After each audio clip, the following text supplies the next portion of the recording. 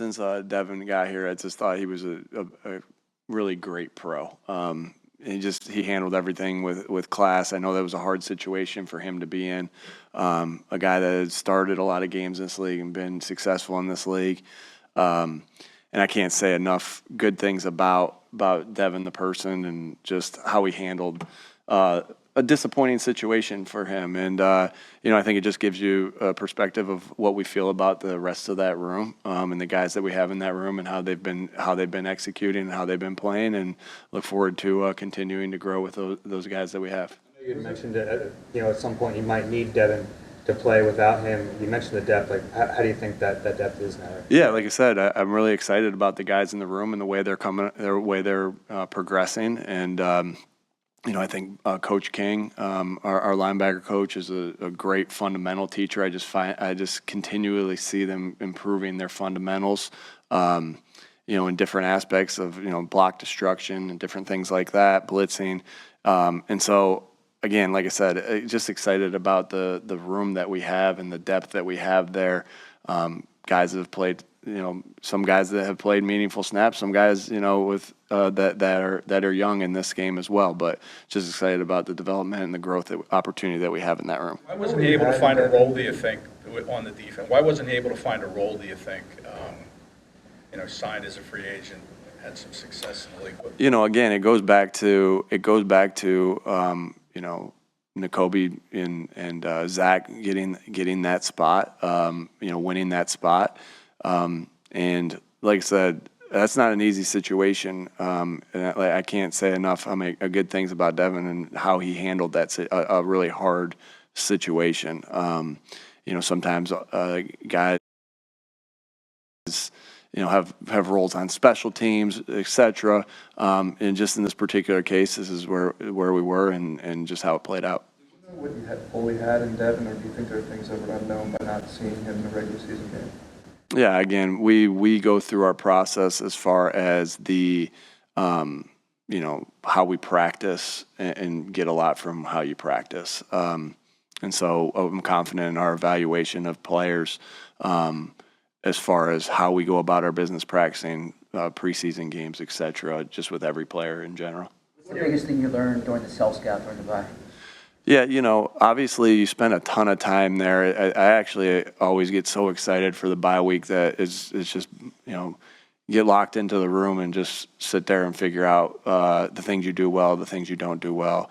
And the things that you don't do well, is it something that you can just eliminate, or is it, things that you have to get better at? And so I think, generally speaking, it's our, turnover differential that we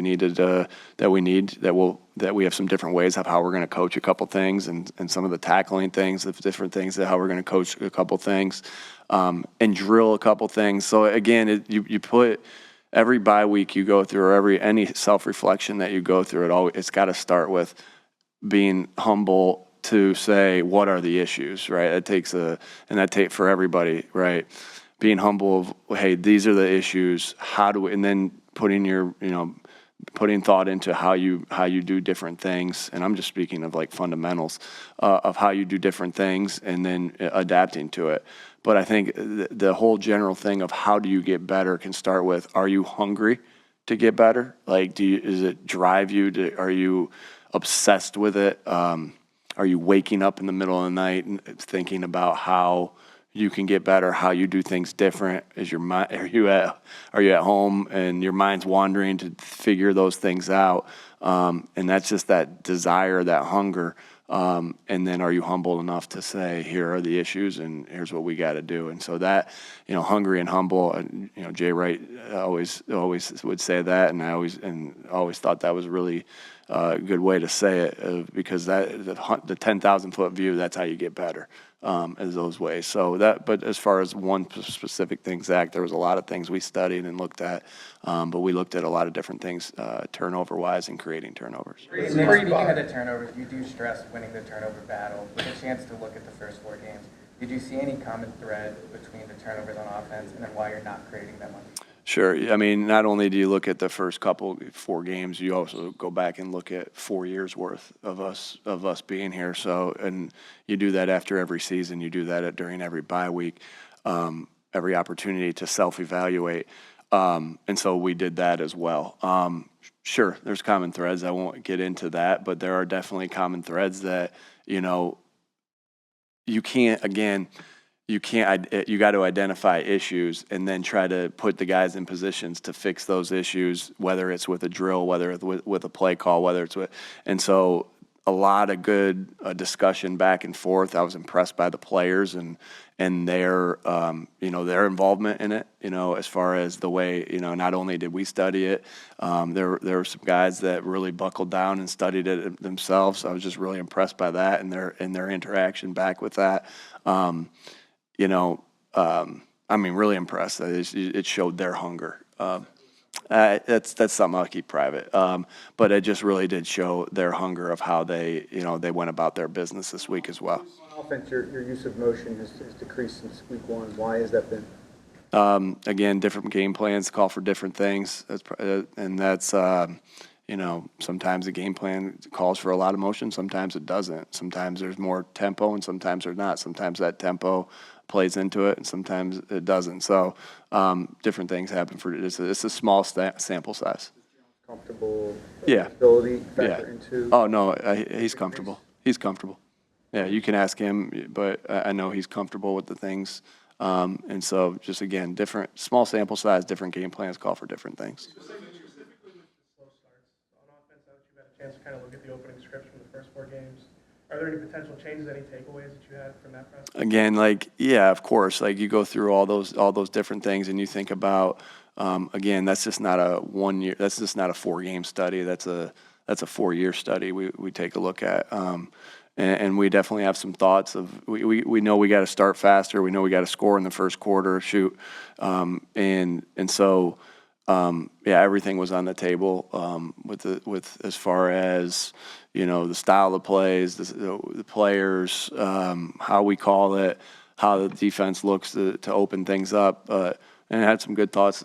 We have some really good thoughts coming out of it. Obviously not going to get into specifics. You'll see how that transpires. We put ourselves, again, like I said about the bye week, there's just so much time, there's just so much room for growth, because of the extra time that you get to really put the work in and grind it out to see what you can do better and what you do well. What's the discussion like right now with Vic in terms of position changes to get the defense to where it needs to be? We're always constantly trying to figure out who plays where. Some guys are cemented in, but figuring out who plays where, who's playing, what kind of snaps are playing at. I think if you ask most people, they ask them kind of what's a nucleus of a franchise? Who are the core people, the most important people? They would probably say ownership, head coach, quarterback. From your experience, what's the biggest challenge in making sure those 3 entities are kind of always on the same page?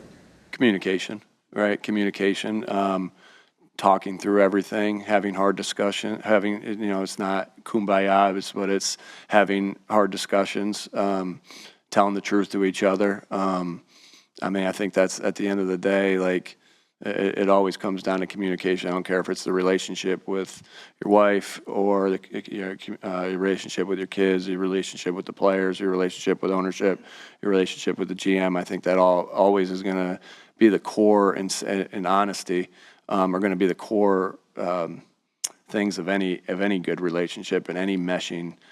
We know how important relationships are, and particularly the ones you just mentioned.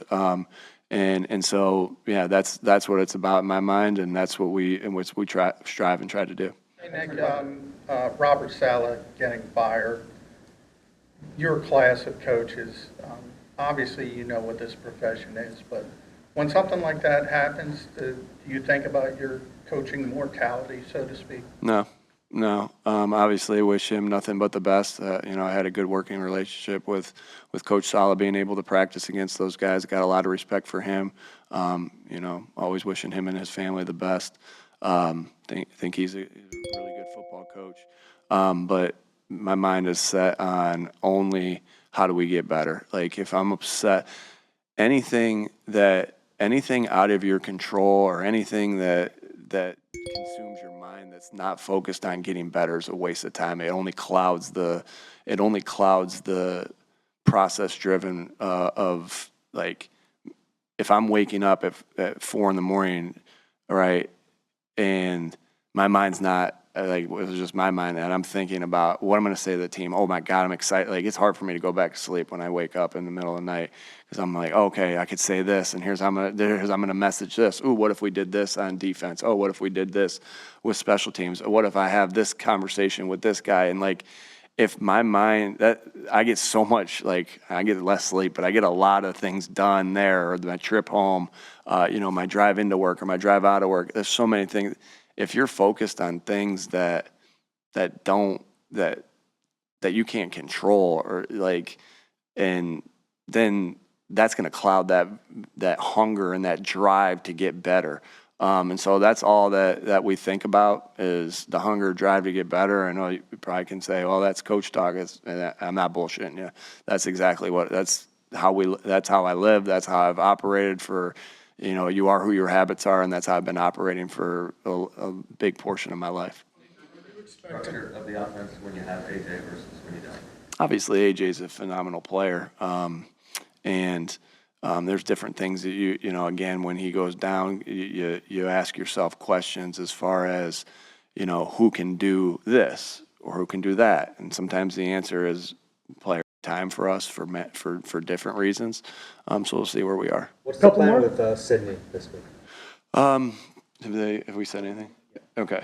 Yeah, window's open, as you know, and we're going to see how he does and how he looks. Obviously, we feel like he's ready to start going because, our trainers and our doctors have said, hey, he's ready. It's time to go. Sydney is, has he attacked this with such a positive attitude, and just, you talk about a guy who's obsessed with getting better and obsessed with this game of football. That's Sydney. And we'll see where he is as we go. So obviously, you guys know he's practicing, and we'll see how he looks. And but he's looked good on the side there. But now it's a little different because you're changing directions, and with bodies around and all those different things. So again, we'll see where he is. But excited that he is at least back on that field, because we got a lot of high hopes for Sydney. Nick, with turnovers, giveaway, takeaway ratio and all that, you talk about it a lot, but how much of that is really coachable and how much is just guys making plays? I think a lot of it. I think, you're not, everything I feel like we do is, when you're looking at yourself first at all times, you're always going to think, this is direct reflection of me and how I coach. And that's why, and you got to be able to do that to get better and to, and so, to me, it's, you get what you emphasize as a football coach. So it's not just about talking, it's about your habits. What are your habits doing that create that? So that's what I mean by we do our drills to do it. We videotape it differently than, shout out to our video department. We actually get essentially a TV camera out there. It's not that gets you the good close looks of the ball. So again, we're obsessed with it, but it's not just by speak, it's by our habits. So then if it's not meshing, what's going on? Then you got to think about yourself, how do you coach it different? How do you refine it different? How do you drill it different?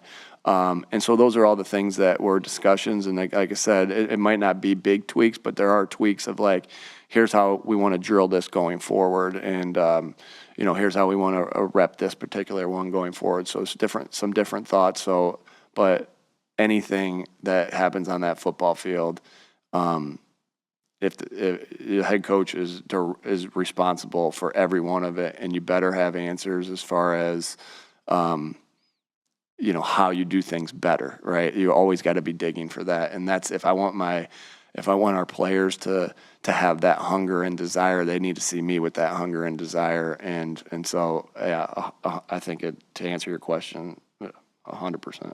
Is that Last Gene one. taking over at slot cornerback? I'm sorry. Is Cooper Gene taking over at slot cornerback? Again, we're gonna look at. He's obviously been getting reps at slot. We'll see how it goes this week. Avante's done a good job.